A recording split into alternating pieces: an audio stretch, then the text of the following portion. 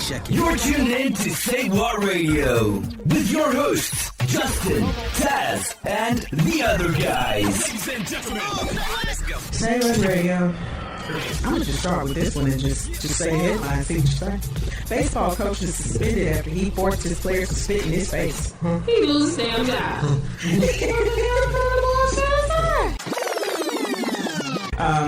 A Greek man was convicted of stealing electricity despite being dead. Yes, convicted him after he died. So he didn't do it before he died. Yes. No, okay. What is that? Round over. It's me.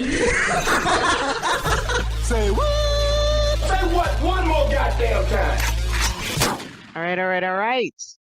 It is not Wednesday night, but we are still coming at you. SayWHA Radio is coming at you guys. Got your girl Justice here, and I am here with some of the other guys. Go ahead and start it with Dre D. Well, looks like you introduced me, but yeah, you got Dre D here. Hello, it's Jules. Hi. Always the rebellious. Always rebellious. I mean, I'm gonna go ahead and let him introduce. We start with Dre D, and it's like, well, because we know what happens when I say. You know what happens when I say, let me start it to my left or to my right, because I'm used to that, and it never actually works out. So, because we just say are alphabetical order. No left or right. We work remote these days. Yeah, it's remote, so thrown off. But that's why I said just alphabetical order. Anyways, but as we said before, we were trying to get in some new episodes to SayWHA Radio, and if you are a new listener to SayWHA Radio, we basically talk about the headlines, give our take on it, and make you laugh while we're doing it. There are a couple that I want to get into tonight, so we're just going to go ahead and get straight into it. Dre D had a real hankering to get into this topic, so I'm going to let you go ahead and start it off, D. Yeah, so the topic is mainly the talk of the Black culture right now and the situation around Deion Sanders. I don't know if you want to call it a situation, but just let's say this. So Deion Sanders, if for the people who do not know, is a former pro football player who is now coaching at Colorado. God damn it. Well, I mean, technically, you're still at Jackson State for the last game. Weird. Yeah. But so he was teaching at Jackson State University, which is a HBCU, historically Black college, and he has made the decision to go now and coach at Colorado State. There is usually kind of like some animosity to others when this type of thing happens, especially in minority cultures, Black culture to be specifically, when the HBCUs tend to not get the advancement or even money and opportunities that predominantly white institutions get. So him making this jump is, as Dre D said, has made a big wave within the culture and kind of got people at odds. And as I said, Dre D was just a little amped up about it. Well, it's just certain people. You know how social media is, and you know how the thoughts and opinions of people that you know can go when you have like these type of topics. And it's just like certain people and certain ideas that people put out there in regards to this situation specifically. And it's kind of like what JG was saying at the beginning. Well, I forgot we weren't recording then. but in general, when Deion got to Jackson State, he did do a lot of great things for the school and HBCUs, like overall. That was one of the things that he said he wanted to change. He wanted to accomplish certain things, but he also wanted to change just how we kind of look at HBCUs on like the national scale and whatnot. And he did a really good job of doing that. A lot of that was his own doing. Like, you know, a lot of the pain points with HBCUs when it comes to athletics and really anything is like funding and sponsorships and donations and things like that. And he was able to work around a lot of those problems with like his own his own resources. Like he used his own His money. networking, Uh, yeah. yeah, he used his own money to help build facilities, help build training staff. He used his resources, his that he had with certain people like Michael Strahan to make sure that the kids had like suits or not necessarily suits, but jackets and slacks so that they could look like a formal team when they actually go on the road or whatnot.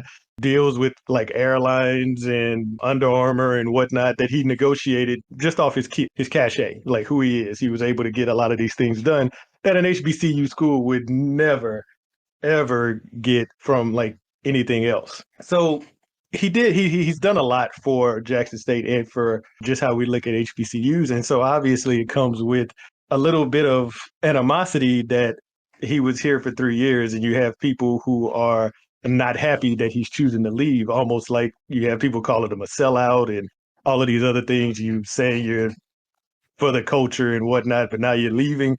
And like when I hear those things, like in Deion's specific situation, I don't see what he's doing as being a sellout. Obviously, when you're at an HBCU, it's usually supposed to be more about the culture and everything else, and not so much about the money you make and all of these other things. But we all know in reality that it's about the opportunities you can create, right? You still don't want to. Let me not say you don't want to. As someone who aspires to has dreams, has goals in life, I can understand someone like Deion using his platform and elevating HBCUs to also elevate himself.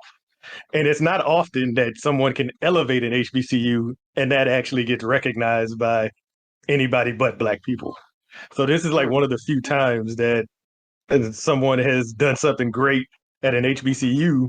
Because I mean, you could be like 100-0 for like 6 or 7 years in a lot of schools, like D1 schools, white school or PWIs.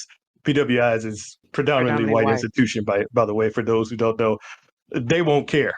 It's like, oh, well, you're doing this in the SWAC, you're doing this against inferior competition. That would be usually how they would think of it. So when I hear people say things like Deion just went there just so that he could get his big break with one of the PWIs or whatnot, I do kind of look at that and I'm like,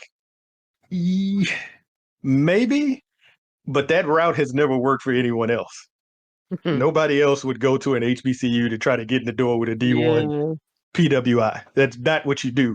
So it's like for me, there is a part of Deion that did what he did for Jackson State and whatnot because he wanted to for those kids. He wanted to for those historically Black kids. It just so turns out that he was also able to get an opportunity out of it as well, an opportunity that another HBCU coach would never get, which from my point of view opens up that pathway for a lot of coaches who are at HBCUs who are like, yeah, I'm at a HBCU. That means I'm going to be here forever, because that's usually how it is. You just stay within the HBCU network and you don't really get to grow out of that. And I think the thing is with Deion, people were saying like he's giving up on the kids or whatnot. I mean, he's taking half of those kids with him. It's like he's not giving up on the kids that he made the commitment to. He's actually bringing them to one of those D1 schools, which a lot of those kids, besides Travis Hunter, who could have went to a D1 school if he wanted to, but a lot of those other kids, that was an opportunity that none of them really had. They were pretty much destined to go to an HBCU. It's not that they weren't good enough. It's just that opportunity wasn't there for them. And so it's like I can see it both ways. I just don't like the sellout term that people are placing on it just because he decided to take an opportunity that, of course, pays way more money and is a bigger opportunity for him. He has a bigger vision than just being an HBCU coach. That was never his end goal. And even the kids, I think that was one of the most important things is one of the Jackson State players said that when he came to the team, he told us that I'm coming here so that we can win and we're going to win. And the kid was like, we won. He never promised us that he was going to be here forever. And so like it's like the kids understand this, but the most people that are mad are people who this doesn't even affect, like people who didn't even go to HBCUs, middle-aged people who he didn't make these promises to. And it's like, people have their own definitions of when someone says it's for the culture. Everybody has their own definition of what that means. For somebody, for most of these people, like when they say it's for the culture, they want you to not take any opportunities that would benefit you and do everything you can to just help out the Black culture. They don't want you to take anything or want you to do anything that necessarily can be seen as something that's only benefits you. You have to pass up those opportunities or you'll be criticized. And then when you do pass up those opportunities, we also have those group of people who complain that we don't get those opportunities. Black people don't get these kind of we only have 13 or 17 coaches right now at these PWI schools. You got 131 total, and only 13 of them are black coaches, if I'm not mistaken.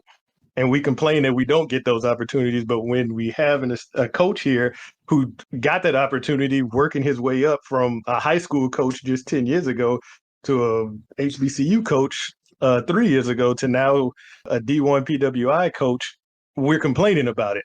It's like, I get that you're not happy because you feel like that you won't another coach won't come in and bring in that same energy, that same environment, those same networks as Deion would.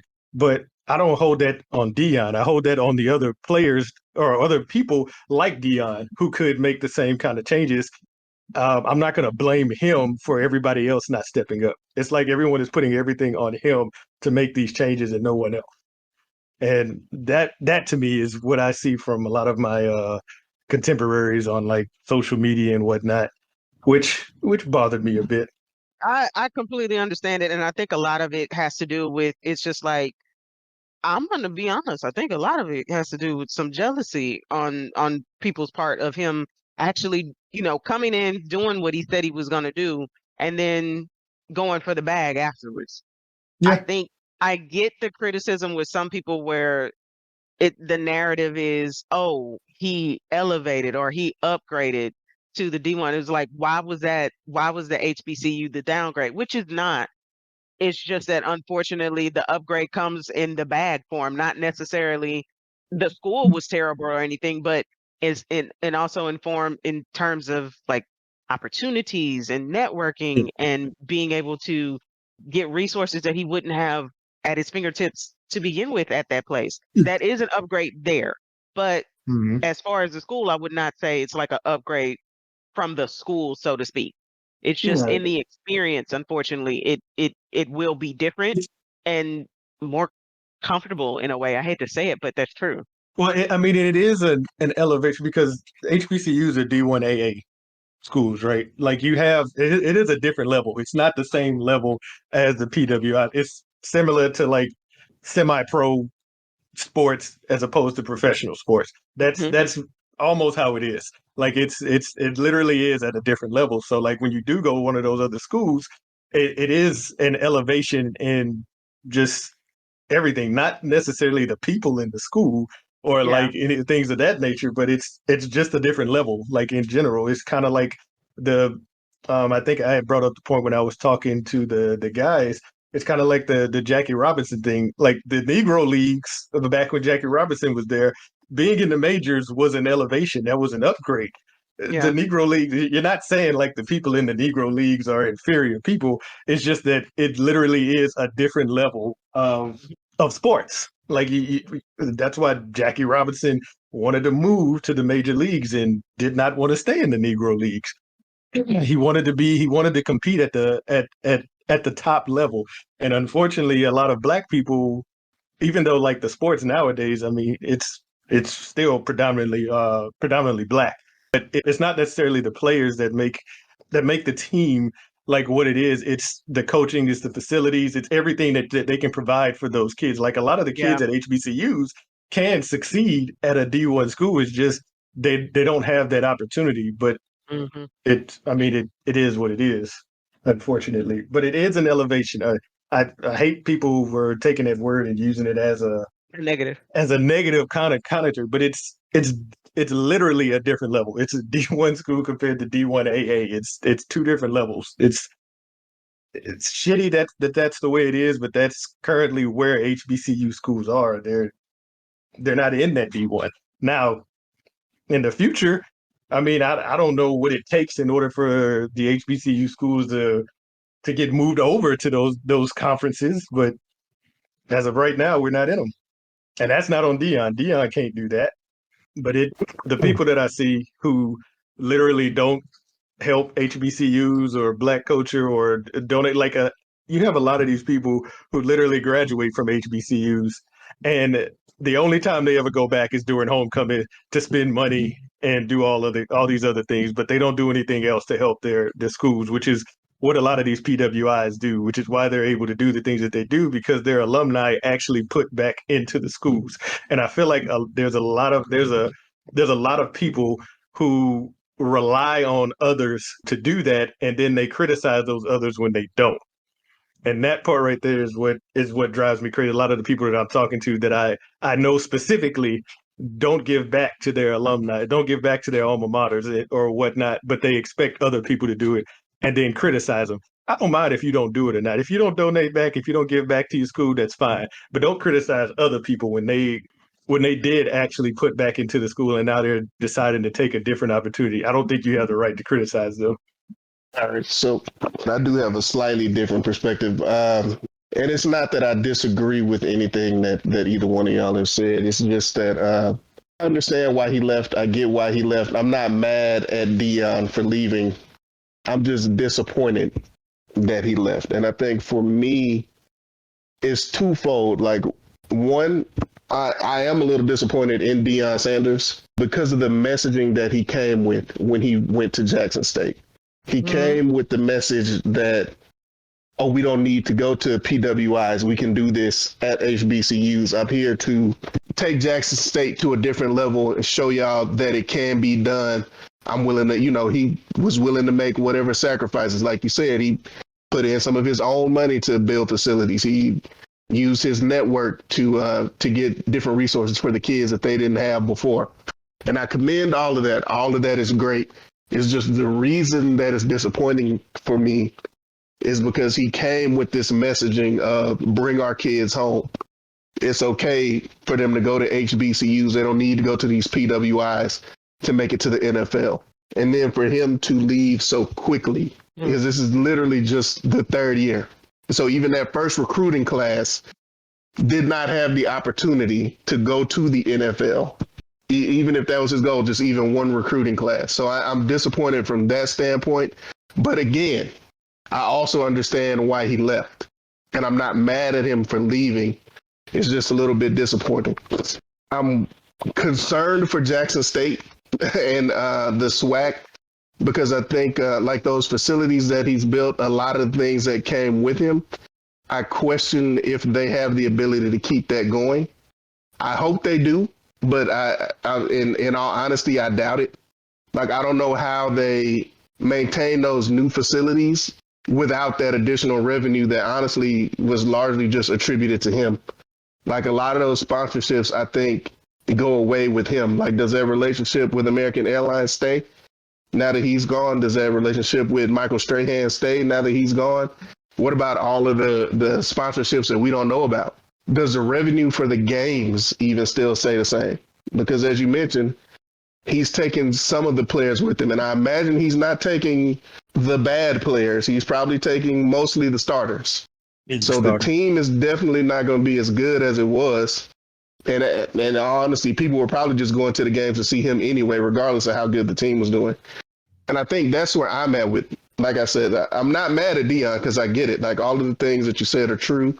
He's going to have way more resources than he ever had. He is like creating a new path for coaches to get to larger schools and to get to honestly what are better programs. But I think just the messaging that he came with that he wanted to show people that you don't need a PWI. You don't need to go there to have success and to get people to the NFL and to have a good program that's competitive. I just felt like could have stayed a little bit longer. Yeah, I think that's where I'm at with it. Yes, and that's the sentiment that I understand. Like the way he's putting it, he's not necessarily criticizing Deion. He's not calling Deion a sellout. No, I'm not. He didn't sell out at all. What he did for HBCUs, what he did for Jackson State, what he did for the SWAC is fantastic. But but it's just one of those things where I am also disappointed because I guess I thought it could have lasted longer. I think it needed to last longer, just so that it could be something that to at least give them a better chance to sustain it when he did ultimately leave. Yeah, and that I can respect. It's the sellout monikers and all these other things that people are attributing to him. And I think what bothers me the most about it is this is why a lot of Black people don't want to do anything don't want to get involved or do anything when it comes to helping our own community because we criticize each other so much. Mhm. No matter what we do, Deion didn't have to do that at all. Even just those 3 years or whatnot, or 3 or 2, even if it was for 1 year, he didn't have to do it at all. But the fact that he did do it even for a short period should be celebrated and not criticized the way that people are criticizing it because they wanted more from it or they had a different expectation from it. If you're disappointed about it, that's perfectly fine because I share some disappointment in it as well. But like Jules said, he understands it, and I would never consider him a sellout. But I know other people are going to look at this like if there was another athlete on Deion's level that was thinking about trying to do the same thing, what do you think he's going to do now? Like he doesn't want to you pretty much are telling those people that, hey, if you come in and you're doing these type of things, we expect you to stay either for this long or forever. You either going to be, we want you to be like Eddie Robinson. And it's like, it's like nobody wants to be trapped, especially in a career. Nobody really wants to be trapped or stuck in something that they can't grow from or grow out of. Or the fear that, hey, if I do find a better opportunity, everything that I've done leading up to this point, you're not even gonna recognize because now I'm doing something that you don't like or that you don't want. And I know that turns away potential people who would potentially try to step in and continue Deion's blueprint or try to do the same things that Deion did, because like what am I doing it for? Like if I do get the change and if I do turn it around, if I do these things and you still shit on me for it, it's like, what's the point? Why would I want to go through this? Why would I want to put myself through that? And I don't think Black people look at that when they are sitting here criticizing people who actually helped us. We do that a lot. We criticize people who help us a lot because we always want more. We expect once someone gives us something or once someone actually does something for us, we then put all the weight of our history onto that person. And it's like, it's not fair for that person. Like he can't live up to that. No matter what they do, they're never going to live up to that. And people don't want to be put in that position. That's exactly what I was going to say. I mean, it's got to be stressful as speaking to someone who's been in that situation to be the only savior seems like for the entire team and school. Like you were saying, he was having things built, making sure the kids got this and the kids. I mean, you just want to coach. Yeah, you want to be influential and do all this stuff, but that's a lot, mentally and physically. And you want to do this for the next 20 years? Well, however many years that people expect him to do it. It's not even how many years that he says. It's it's people's expectations of it. It's a lot to expect. I don't condone the sellout thing, but like I said, I get the disappointment. I'm disappointed myself, honestly. And then and to be honest with you, I think it doesn't help that he came in with the message that he came with and then left the way that he did. Because on top of that, he is kind of leaving a little messily. I haven't. Oh yeah, that what I would agree with too. Wait a second. Explain how he's leaving. Oh, and I'm just saying, like it is a little bit messy the way that he's leaving because it is the end of the season, but the team still has a game left, and they made this announcement before that final game. But he's still going to coach the final game. But he's already been introduced as a new head coach at Colorado. He's already given a speech to the team at Colorado.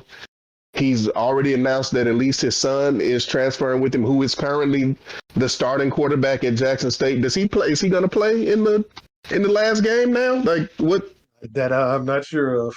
A lot of questions still have to be answered with that. Like how does all of that work? So there's a lot of questions about how he's leaving as well. And that, to me, combined with the messaging that he came with, is what's leading to my disappointment. I do have another disappointment, though, that's probably a little bit more lighthearted.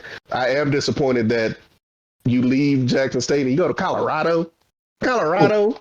Oh yeah, I mean, they can't go somewhere else, man. Like, well, you gotta think about it though, Jules. No matter what he does in Colorado, will be an improvement. I know that, but that's they won one game last year. That's my point, man. No, but Colorado.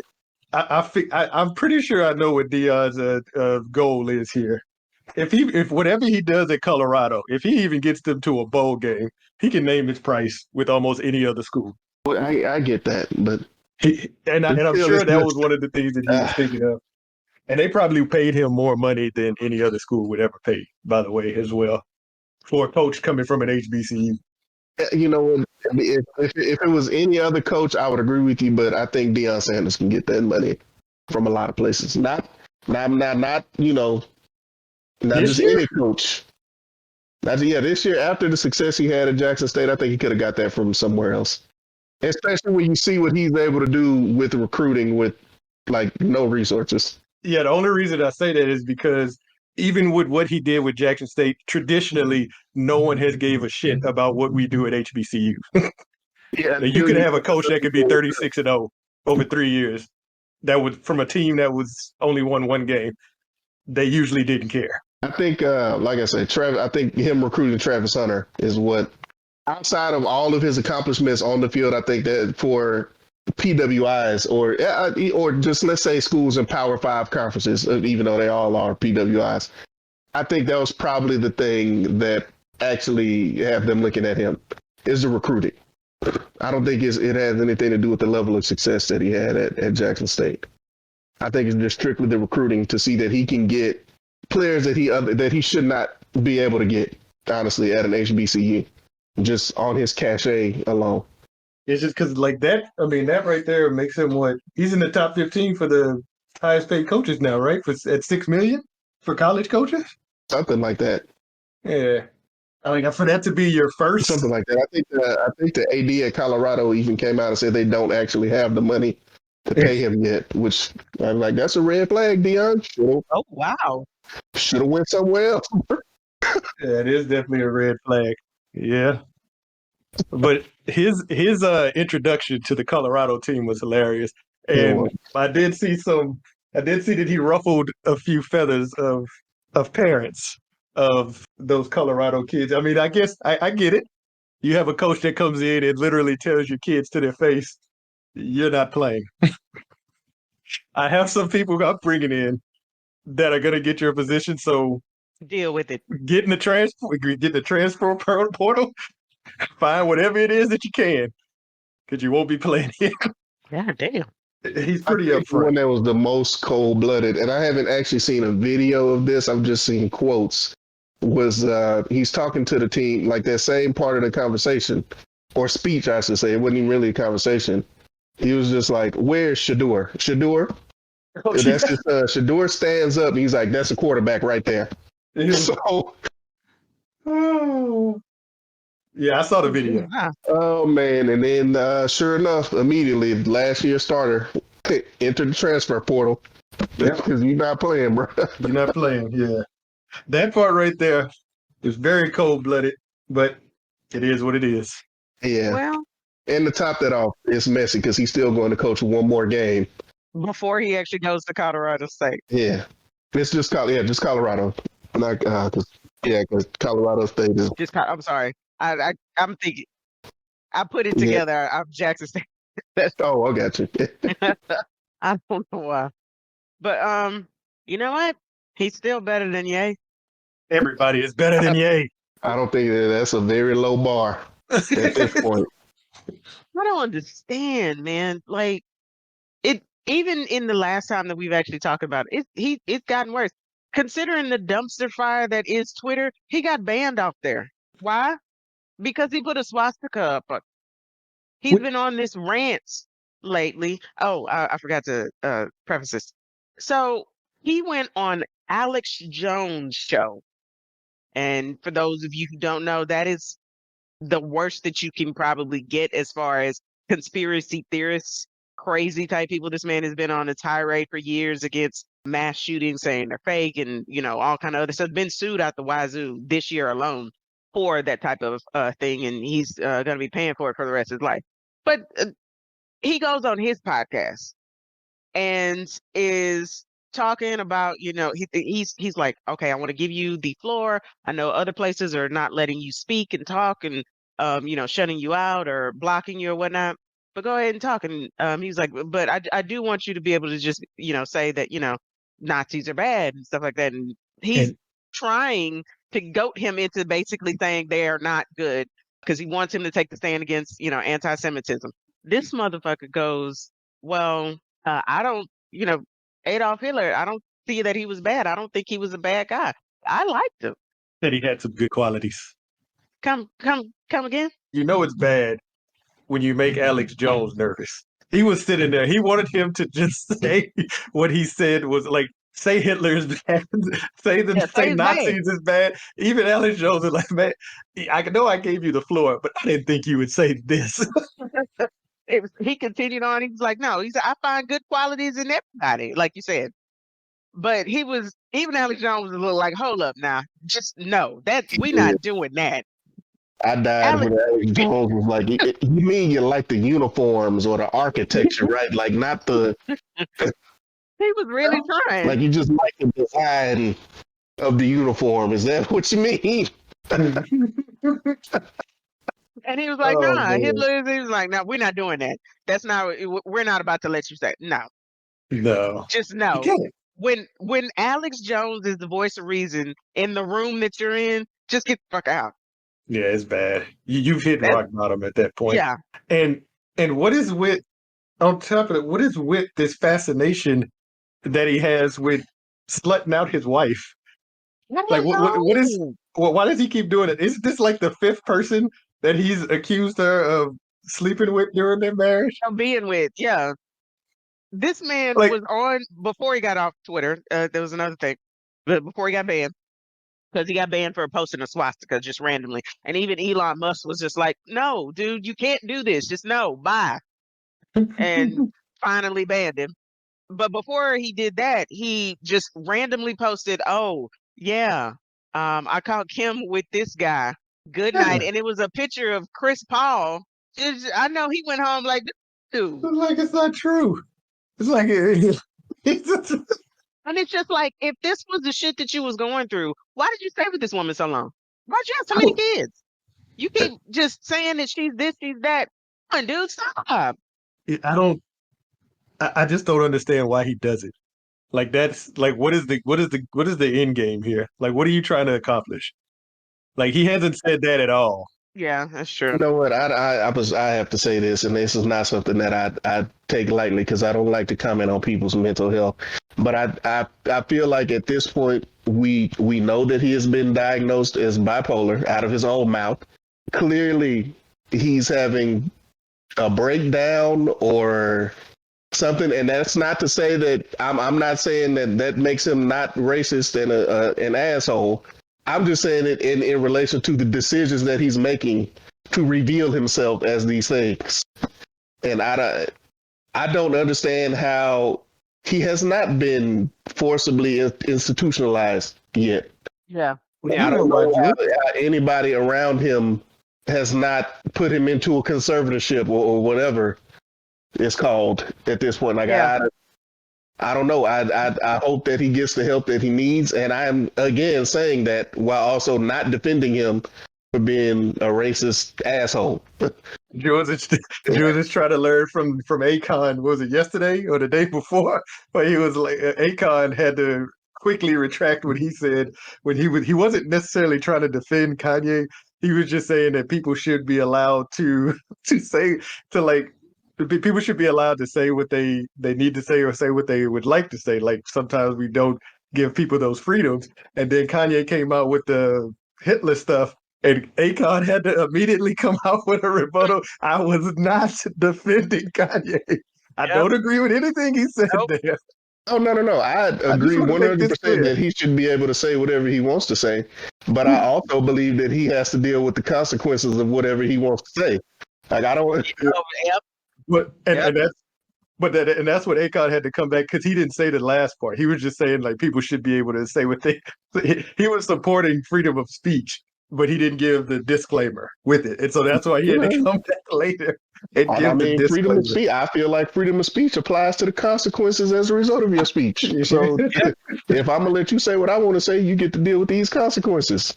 Catch these hands. Rated E Yeah. for everyone.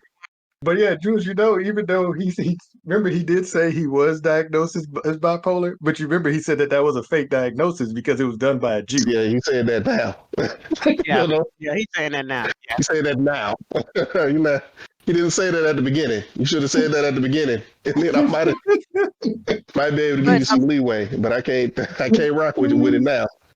But also, according to him, they are trying to institutionalize him. There are people that are trying to do that. And he was saying that talking to somebody when they were talking to him about the IRS thing, which apparently he owes the IRS like $50 million. He hasn't either been paying taxes or this was due to some business deal or something. But they said they froze his $75 million account. He says this, I'm sorry. His $75 million account, and he doesn't know if he can use his Apple Pay. I couldn't use my Apple Pay. So, and he was just like, if they can do this to me, they can do this to any American. Yes, this has been stated over and over. I don't know how many times throughout the history of the United States. Al Capone went down for this one thing, sir, for not paying taxes. If you don't, they will come after you. Yeah, you got to pay taxes. You have And to. they got nothing to do with, them just attacking you. You have to pay your taxes. Yep. Ah, man. But that I don't know, man. I hope he gets whatever help that he needs, and then just stays out of the public eye. Like, just I don't know if he can stay out. I don't think he can either, man. And yeah, I just I don't know. Like, who are the people that would be responsible for getting this man? I don't know. Again, when I was looking into the Wendy Williams thing and them being able to get her in that conservatorship, like it was done so quickly. Like she started having those issues and people started seeing her walking around crazy, coming out of her apartment in her bathrobe, trying to go to just the store and stuff. They did that really quickly. That was her first time, though, right? For them doing that to her. Well, they've already done that once with Kanye. They've already forced him to go to a place west. That's different. He needs that Britney Spears treatment No. now. Like, I was saying with them already doing it, he's paranoid of them doing it, which is why he's putting out all of these monikers. I got you. He's like, oh, they forced me the Jews forced me to do this last time. They self-medicated me and forced me to go to this hospital or whatnot. They self-medicated you. They self-medicated. Those were his words. Lord have mercy. But so now he's on high alert. So it's very difficult for like his family members or whoever it is to like, okay, let's kidnap this man and take him to where he needs to be. So they can't serve him the subpoena, is what you're saying. Yeah, exactly. Yeah, they gonna come up there. Are you Kanye West? Nope. I'm Jesus. I'm Jesus. I'm Ye. Who's asking? Yeah, so it's a little bit more difficult with him. Like at this point, you'd have to commit a crime to get his ass to go to a goddamn hospital. You'd have to literally kidnap him. He's close to it right now. Oh, he is. I really do feel like that is the next step. Like there is no in between. That is the next step for him. And I don't want that for him. I mean, we're talking about him and he has committed a crime with these taxes. With these taxes, yeah. The only if he loves his kids as much as he says he loves them, they're the only ones I could see that would be able to tell him to go get the help he needs, even though they don't understand any of this shit. D, I think there's an issue with that. I remember some interview where at some point he was just like, you know what? The kid's gonna be all right because the baby mama is rich. So I don't even know if that's gold. I don't know. Like that's verbatim. The baby mama is rich. The baby mama. Yep. So another thing that's a part of this that puts me in the position of thinking that he's going to do something stupid and hurt someone. He's also, his divorce with Kim is actually final now, and he's also been asked to pay $220,000 a month in child support. And I'm confused about that. What so even if the mother makes more money, you still got to pay like that kind of child support? Man, Like Kim is worth $2 billion. Kanye now is what? He ain't that. you Yeah, full gotta, custody. So gotta talk to his lawyer about that negotiation. I don't know. yeah, Like what the hell? Why? I don't know. that's a lot of money. It is. Was that 2.4? Was that 2.4 million? Is that what that is? how many kids they got? 5. I don't know how many kids they got. I literally stopped counting All right, that. they got North, Saint. Chicago, and I know there's another one. at least 4. Yeah. It's at least 4. But yeah, anyway, I don't know. And I know that the streaming services, they probably won't take him off of the services completely, but I'm pretty sure that I saw or heard somewhere that he's been removed from like the playlists. So like if you just put on like a whatever, hip hop artist playlist, he won't be there. So I don't know what that income looks like now for him. Like, can you cover that child support payment with streams? Well, you remember in one of the interviews, he said that he only has 120 million in his account now. And he still got to buy Parler though, don't he? Nah, they even Parler was like, yeah, we with the Hitler stuff, we gonna chill. Mm-hmm. Yeah, no, any business ventures. We decided to mutually terminate that arrangement. Yeah. Literally, the only money that he makes right now is from Kim, the investments he has in her business, and I'm surprised she ain't cut ties with him. Who says that she hasn't? Well, as of now, that's literally what they said. The only money that he has like recurring is those investments. And I guess technically, since it's an investment, he's not really tied to it. He just makes money from it. Yeah. Like anybody can invest, like a freaking serial killer can invest in a company and make money from them. It doesn't necessarily mean you're tied to them. So probably leave that there. Yeah. Well, She probably just takes the investment returns as child support. You just don't get the Kanye. yeah. And that's probably for the best for everyone if that's what's happening. Well, Man, that's crazy. That's a fall from grace if I ever heard one. that was a quick turnaround, man. Yeah, it was. Well, we'll go ahead and go to our favorite state, Florida. I'm gonna just read this headline and we can be done for tonight. Florida man had sex with a dog in front of people and damaged a church mailbox. What? That's the headline. Yeah. An Orlando man was in Clearwater, Florida, where he had sex with a golden doodle in front of adults and a child, damaged a nativity scene at a nearby church, and tried to steal a vehicle. Was it Kanye? Oh, At this point, I wouldn't put it past him, but no. Sunday, police arrested 36-year-old Chad Mason on several charges, including sexual activity with an animal, exposing sexual organs, and criminal mischief to a place of worship. I didn't even know there was a thing. I didn't either. No idea. I didn't, what? Florida, what's going on? Really? it's a different crime when it's a church, man. Speaking of, I mean, this is off topic, but the whole Shanquella Robinson thing, and this is a young lady who went down to Mexico and ended up dying, and unfortunately, excuse me, she ended up dying, and there was a video that then surfaced showing that wasn't really the case. Whatever her friends were saying that was happening did not happen, because it was an absolute assault on her by these people in this hotel room. And they have now got a warrant. The Mexican authorities have gotten a warrant to extradite her back to Mexico for the charge of femicide. I've never heard of that before. And it's basically you just killed somebody just because they were a woman. Or, yeah, basically, yeah. I'd never heard of that in my life. Femicide, yeah. It's a different country. They got different laws. Yeah. But How whatever did they determine that though? Whatever it is, I don't care. It's murder. He murdered her, and he came home and just Lied made about it. a terrible lie about it at that. Something ridiculous. But yeah, femicide is a thing, and these people they have been very good about keeping the chick's identity secret or not saying specifically who it was. But yeah, that just kind of threw me off. I did not know I'd heard of patricide at different in a different country, which is just killing a father because he's a father.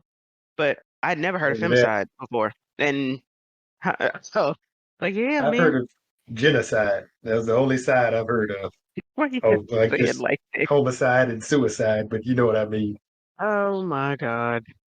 You always got to do it, don't you? Just be rebellious and the one that just wreaking havoc every time. That's the only thing I've never heard of. Femapatricide. I feel like you made those shits up. Sure. No, I had heard of patricide before, but that also was my first time hearing femicide. So is there what would you call it if you just killed them because they're a man? I don't know. I was like, since you use fem, you can't use melicide. Let me see. What do you call them? Dude, aside. I don't know. I'm curious, do they even have one? Or do we not count? Do the men not count? Manslaughter. Wait a minute, there's a difference between manslaughter. I just realized what you said. Oh man. Yeah, no, I don't know. Who knows? I don't know. Somebody look it up. Where's our research team? Research team is I think on holiday. Yeah, PTO. Oh, okay. Yeah.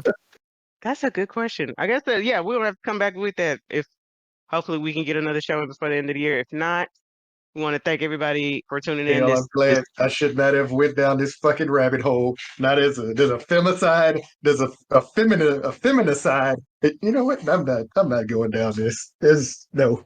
Yes, go say your outro. As always, please continue to follow us on social media. SayWHA Radio for all platforms, Instagram, Facebook, Twitter, all that jazz. Again, thank you for tuning in. As always, the biggest compliment you guys can give us is to really, really, really share, like, subscribe, review the show on iTunes, Google Play, thumbs up on Facebook, everything. Tell your family, friends about the show. We may not be everybody's cup of tea, but hey, let them listen and we can come to an agreement. You like this, don't like this. But that was funny. Yes, it was. Thank you for tuning in. Catch us next week. Same bat time, same bat channel. I'm dying this fucking fucked up town. Shit flying in my mouth. Let's get the fuck out this country, mother. The fuck is that?